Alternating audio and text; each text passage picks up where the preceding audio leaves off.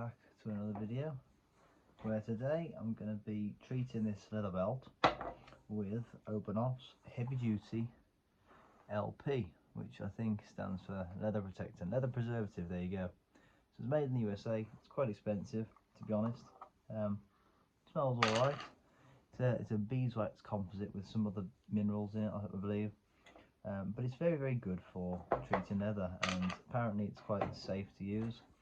So the importance of using it really is to ensure that the leather remains supple and has moisture in it, being a natural product that in its original state would have oils from the animal.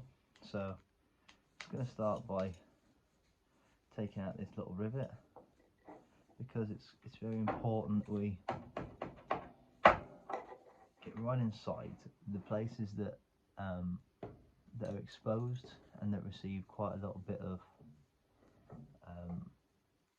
wear and tension. So on the buckle, for example, you can see there it's heavily bent back and forth constantly, pressure. So keeping that leather nice and moisturized is essential. So when you get in there, it starts to melt immediately with the heat of your fingers, really, and as you massage it in, it goes in ever so easily. And I suppose I'm led to believe this stuff is non-toxic. Don't know about Hubbard's shoe grease, which I like to use as well. You may have seen other videos on that. But something tells me that possibly got stuff in it which isn't that good for us, but this I think is not too bad actually. So yeah, get that nice in there. What I like to do as well, once this is done, is leave them in a warm place, like above a radiator, so it really soaks in, because it, it obviously leaves a bit of a sticky residue. Get on the ends as well where it's exposed. Leaves a bit of a sticky residue initially, but once it's warmed up and it's had time to soak right in, it tends to actually disappear to next to nothing. So that's them. Get the belt itself. Now the main belt, as you see there, genuine leather. It's important to get these exposed edges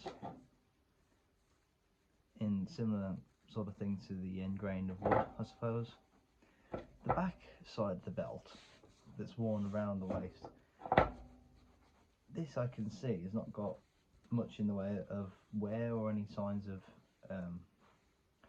stress, but on the belt buckling aspect you can see it's because it's heavily used, pushed through the buckle, whatever, it's under that much more stress and tension multiple times every day. So I like to pay particular attention to this end, and I will do the whole belt, but if this is a full service, if you like, going over the whole thing.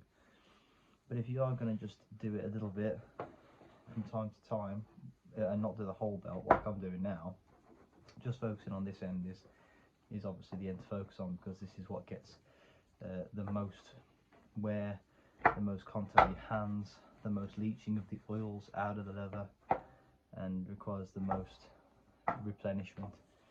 So I get both sides. And I suppose it's worth saying, if you have lighter coloured trousers, you wouldn't want to wear this belt with them for a little while after doing this, for obvious reasons, because this could possibly taint the colour. But with things like jeans or work trousers, it's not really a big deal. So yeah, get that right in there. As you see, it's glossy, it's sticky. Yeah, it is. If you can leave it over a radiator, that will help. Better still, what I've done before is just leave it up, hanging somewhere for a few days, get another belt into circulation. Just give it the time it needs to just really absorb in, and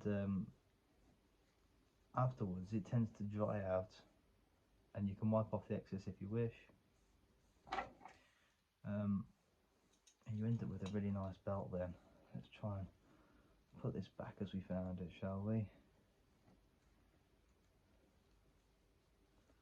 Bit like that. Is it? Yep. Something a bit like that. There we go. I'm going to put the rivet back in as we found it. So actually I'm going to put a little bit in there as well, just because there's exposed ends in there. So through that one, through that one, through this one, and at risk of getting my screwdriver very sticky, we're going to go for it anyway. Some people use Loctite on these so they don't just come out. I have had it happen before where it's come out. Not what you want by any means, but I feel if it's done up tight and monitored, you'll be alright, realistically. That's in there, probably just spinning now. Yep, so that's in. It's all massaged in. Plenty on the end bit here, like I say, especially in there actually, because that gets quite a bit of movement. And yeah, you'll have to polish the buckle a little bit because the buckle isn't going to absorb anything with it being metal. But definitely, if you can, take it apart, give it plenty, and there you have it. Get that hung up and enjoy it while it's fresh, more supple. You'll find the belt moves better as well. I mean, this is quite nice soft leather anyway, so it's got a nice movement to it. But I think it's all good thing to sort of preserve the lifespan of your belts, especially the ones you favour the most. Check out my other videos if you're still watching on preserving boots with other products, and I'll catch you on the next one. Thanks very much.